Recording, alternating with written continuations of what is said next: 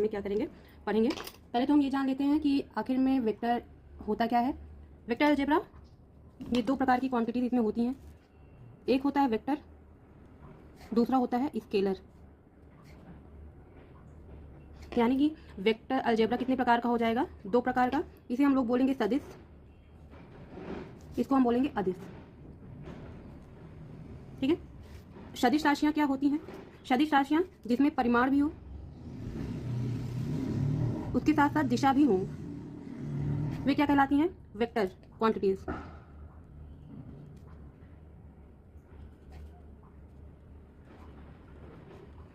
अदिश राशियां वे राशियां जिनमें सिर्फ और सिर्फ क्या हो, सिर्फ परिमाण हो, वे क्या कहलाएंगी? अदिश राशियां कहलाएंगी। अब सदिश राशियों के एग्जाम्पल, मतलब आप सोचेंगे परिमाण के साथ साथ दिशा क्या? परिमाण मतलब उसको मापा जा सकता है।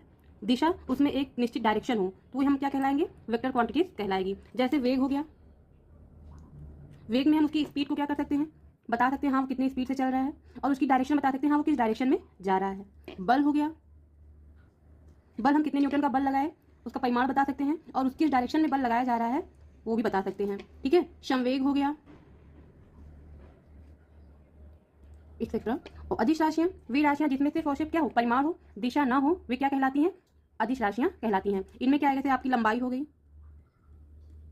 जैसे मार्कर है, इसमें तो परिमाण तो है, हाँ ये कितनी लंबाई इसकी कितनी है ये तो है, लेकिन इसका कोई दिशा नहीं है। ये किसी भी दिशा में ये क्या है। ठीक है। तो ये क्या है, इसमें परिमाण है लेकिन इसमें कोई दिशा नहीं है, इसलिए ये क्या है? अदिश राशियां हैं। द्रव्यमान हो गया, समय हो गया, दूरी हो गई, ये सब कैसी राशियां हैं? अदिश राशियां हैं।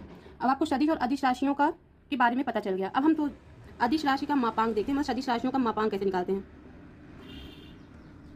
सदिश राशि का मापांक, जैसे मान लीजिए कोई भी मुझे एक सदिश राशि वेक्टर ए बी दे दिया गया, ये कोई सदिश राशि है। सदिश राशि को हमेशा ए बी क्या होता है, उसका डिस्टेंस, और ये क्या होगा, इसका डायरेक्शन को क्या करता है, शो करता है। जो ऊपर लगा जो एरो होता है ये हमेशा दिशा सूचक होता है, ये डायरेक्शन बताता है कि वो किस डायरेक्शन में है। तो इसका जब भी मुझे मापांक निकालना होता है तो हम लोग क्या निकालते हैं, मॉड लगा करके ए बी कर देते हैं। मॉड क्यों लगाते हैं? क्योंकि मापांक कभी भी ऋणात्मक नहीं होता, मतलब कि जो दूरी होती है वो कभी दिशा कभी क्या होती है, निगेटिव नहीं होती, इसलिए इसको क्या हमेशा पॉजिटिव रखते हैं, और ये इसका क्या होता है, मापांक होता है। सदिश राशियों का मापांक क्या होता है? Mod A B. ठीक है। अब हम लोग पढ़ेंगे directed line and directed line segment क्या होता है।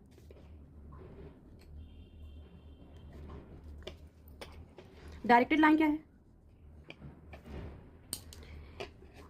निश्चित दिशा में खींची हुई लाइन। क्या कहोगे? निश्चित दिशा में खींची गई रेखा क्या कहलाती है? हमारी दिष्ट रेखा कहलाती है। हिंदी में इसको क्या बोलते हैं? दिष्ट रेखा कहलाती है। ठीक है। अब निश्चित दिशा मतलब जैसे ये हो गई, ये एक लाइन हो गई। ठीक है। ये निश्चित दिशा है ना इसकी, ये इसी जिस दिशा में थी उसी दिशा में एक लाइन मैंने खींच दी निश्चित दिशा में, तो ये क्या कहलाएगी? दिष्ट रेखा कहलाएगी, नहीं डायरेक्टेड लाइन कहलाएगी। अब डायरेक्टेड लाइन सेगमेंट क्या होगा? आपको पता है सेगमेंट मतलब क्या होता है? रेखाखंड। मतलब इसी जो लाइन है इसी को छोटे टुकड़ों, एक सेगमेंट इसका बाहर निकाल लें, मतलब एक पार्ट इसमें क्या कर दें, कोई बीच में एक खंड बना दे, वही क्या कहलाएगा? रेखाखंड कहलाएगा। ठीक है। यदि रेखा यल को रेखाखंड ए बी तक प्रतिबंधित किया जाए तो उस रेखा का जो परिमाण क्या हो जाता है? निर्धारित हो जाता है। ठीक है। तब इसे हम लोग क्या बोलते हैं? दिष्ट रेखा खंड कहते हैं। जैसे मान लो ये एक रेखा है, ठीक है, यल थी, मैंने एक और ही बना दिया था। ठीक, ये यहाँ से ए है, यहाँ से बी, अब मैंने इसके बीच में क्या कर दिया? प्रतिबंधित कर दिया, और ये जो डायरेक्शन है उसको मैंने किससे नोट कर दिया? वेक्टर ए से। ठीक है। और सिमिलरली जो ये वाला रेखाखंड है इसको भी मैंने क्या कर दिया? बी से सी कर दिया। ये इसके पैरेलल है तो ये वेक्टर बी कर दिया। मतलब दो सेगमेंट मैंने निकाला, वेक्टर ए से बी, वेक्टर बी से सी, तो ये क्या हो गया? दो लाइन सेगमेंट इसमें हो गया। ठीक है। अब जो दिष्ट रेखा होती है वो क्या होती है? एक सदिश राशि होती है। जो डायरेक्टेड लाइन सेगमेंट होगी, ठीक है, जो दिष्ट रेखा खंड होगी, यहाँ लिख देती हूँ मैं, डायरेक्टेड लाइन, दिख रहा है, लाइन सेगमेंट, ये क्या होती है? हमारी सदिश राशि होती है, मतलब कि वेक्टर क्वांटिटी होती है। ठीक है। वेक्टर क्वांटिटी क्यों? क्योंकि इसमें क्या है? डायरेक्शन भी है और परिमाण भी है। ठीक है। मतलब कि जो वेक्टर ए बी है, मैंने बताया था ये वेक्टर ए बी वेक्टर किसको डिनोट करता है? दिशा को डिनोट करता है। ठीक है। तो वेक्टर ए बी का हम लोग क्या मापांक निकाल सकते हैं, मतलब दूरी निकाल सकते हैं। तो इसको हम कैसे नोट करेंगे, वेक्टर ए बी का मापांक निकल जाएगा, मतलब इसका परिमाण भी निकाल सकते हैं। तो ये कैसी राशि हो गई, वेक्टर क्वांटिटी हो गई, मतलब कि डायरेक्टेड लाइन सेगमेंट कैसी राशि होती है, ये एक वेक्टर क्वांटिटी होती है। ठीक है, अब हम लोग बात करेंगे पोजीशन वेक्टर क्या होता है, मतलब स्थिति सदिश किसे कहते हैं।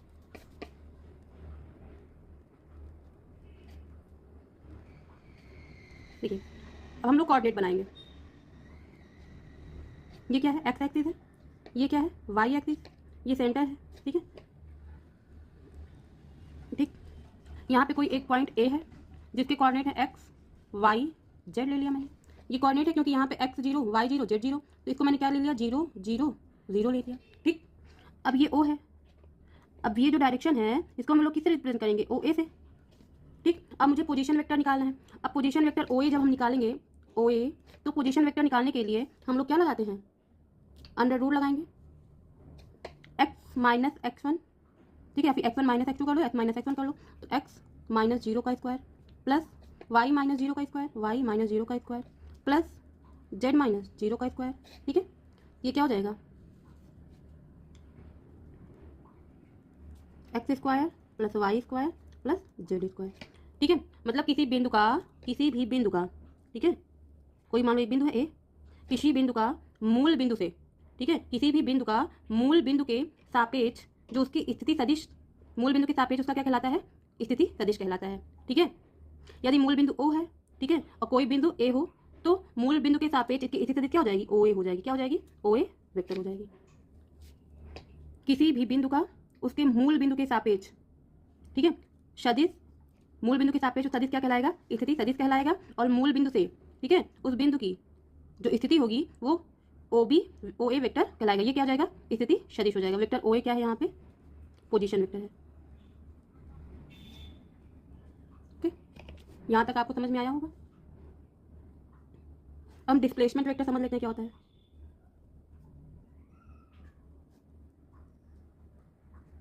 मान लीजिए कोई वेक्टर ओ है, ठीक है, वेक्टर ओ है, मैंने एक वेक्टर बनाया ए, यहाँ पे एक वेक्टर ए है, ठीक है, यहाँ पे एक वेक्टर बी है। ठीक, मैंने इसको इससे मिला दिया, और ये वाला वेक्टर जाकर के इससे मिल गया। ये अब इसका नाम, इसका पोजीशन वेक्टर क्या हो जाएगा, ओ ए वेक्टर हो जाएगा, इसका ओ बी वेक्टर हो जाएगा। अगर हम ओ बी वेक्टर को लिखना चाहेंगे, अगर मैंने ओ बी वेक्टर को लिखे ओ बी वेक्टर, तो ये क्या है, मूल बिंदु है।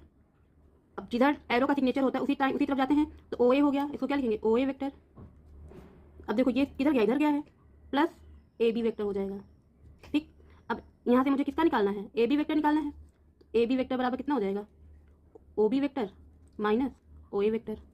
ठीक है, ओ बी को क्या बोलेंगे, बी का स्थिति सदिश वेक्टर, पोजीशन वेक्टर, स्थिति सदिश, माइनस ए का पोजीशन वेक्टर।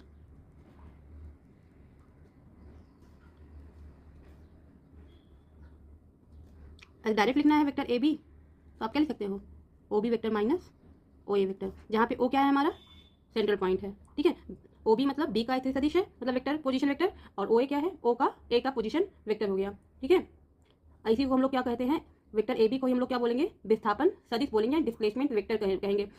विस्थापन वेक्टर होता क्या है, सिरों के स्थिति सदिशों के अंतर के बराबर होता है। ठीक है, जो उसके सिरे होते हैं उसका क्या कर ले हम लोग, अंतर ले लें। अगर मैं इसका सही से डायग्राम बनाऊं, तो मान लो ये एक वेक्टर ओ हो गया, या फिर ऐसे ले लेती हूँ, ये ए बी है, एक लाइन हो गया ए बी, यहाँ पे एक वेक्टर ओ है।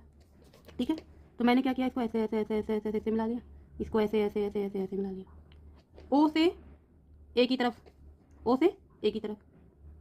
ठीक है, फिर ए से बी की तरफ, ओ से बी से ओ की तरफ। तो अगर मुझे ए बी वेक्टर निकालना है, तो हम क्या लिखेंगे, वेक्टर ए बी बराबर ओ बी वेक्टर। देखो दोनों अपोजिट में है, तो क्या हो जाएगा, माइनस आएगा, माइनस सिग्नेचर। अगर दोनों एक ही डायरेक्शन में होते, जैसे ये भी इस डायरेक्शन में है, ये इस डायरेक्शन में होता, तो दोनों क्या करते, जोड़ देते। लेकिन